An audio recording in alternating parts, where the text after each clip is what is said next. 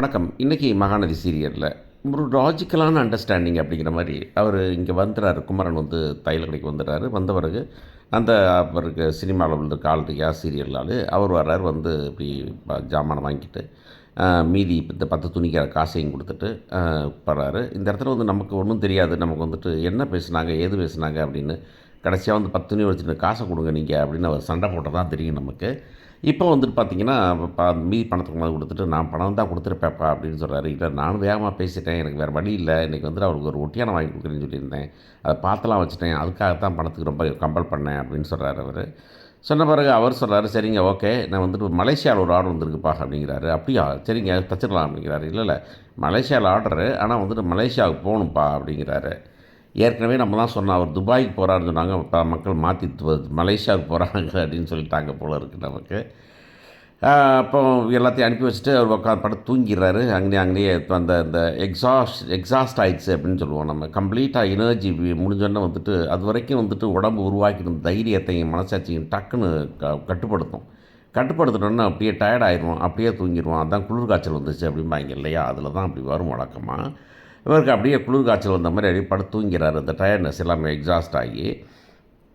அப்போ வந்துட்டு நம்ம விஜய் வந்து காவேரியையும் கங்காவையும் கூட்டிகிட்டு வர்றாரு ஆட்டோவில் வந்து கூட்டி இறங்குனோடனே வந்துட்டு, "ஐயோ மாமா என்ன லைட் போடாமல் இருக்காரு" அப்படின்னு சொல்லிட்டு விஜய் போய் லைட்டை போட்டால் தூங்கிட்டு இருக்காரு.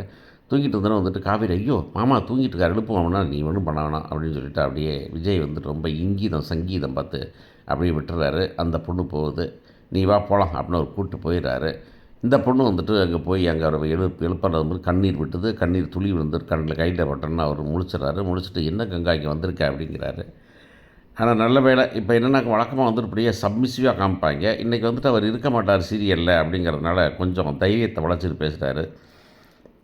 "நீ இப்படி சொல்லிட்ட, நீயே என்னை கல்யாணம் முடிச்சதே தப்புன்னு சொல்லிட்ட. நான் அப்படியே தான் இருக்கிறேன். நீ அப்படி இல்லை" அப்படிங்கிறத சொல்கிறாரு.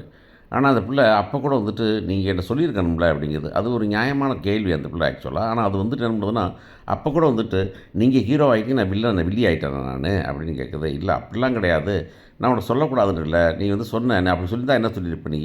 உங்களை கிழிச்சிங்க நீங்கள் அப்படின்னு தான் சொல்லியிருப்பீங்க நீங்கள்" அப்படிங்கும்போது ஒரு பொண்டாட்டி மேலே இருக்க கோவத்தை குமரன் நிஜமாகவே அதான் சொன்னேன். குமரன் சீரியலை விட்டுட்டு இப்போதைக்கு பிரேக் எடுக்க போகிறாரு. அவர் வந்து பிக் பாஸ் போகிறாரு அப்படிங்கிறதுனால அந்த வசனத்தை சேர்த்து இதுதான் நார்மலாக நடக்கக்கூடிய வசனத்தை எப்போயாவது கண்ணில் காமிக்கிறதுக்கு இருந்தீங்களா, அதுதான் கொடுமையான சமாச்சாரம் அப்படிங்கிறாங்க. இந்த பக்கம் காவேரியும் நம்ம மிஸ்டர் விஜயும் அப்படி நடந்து போகிறாங்க. காலார நடக்கிறாங்க. நடந்தால் அந்த திடீர் பேனவா பாண்டிச்சேரி வரைக்கும் போகலாம் அப்படின்னு அவர் சொல்கிற அளவுக்கு போயிட்டுருக்கு. அந்த பொண்ணு வந்து எனக்கு எவ்வளோ பிடிக்கும், உன்னை எவ்வளோ பிடிக்கும்னு பேசிக்கிட்டு இருக்காங்க. காதல் மொழி. பார்ப்போம் என்ன பண்ண போகிறாங்க.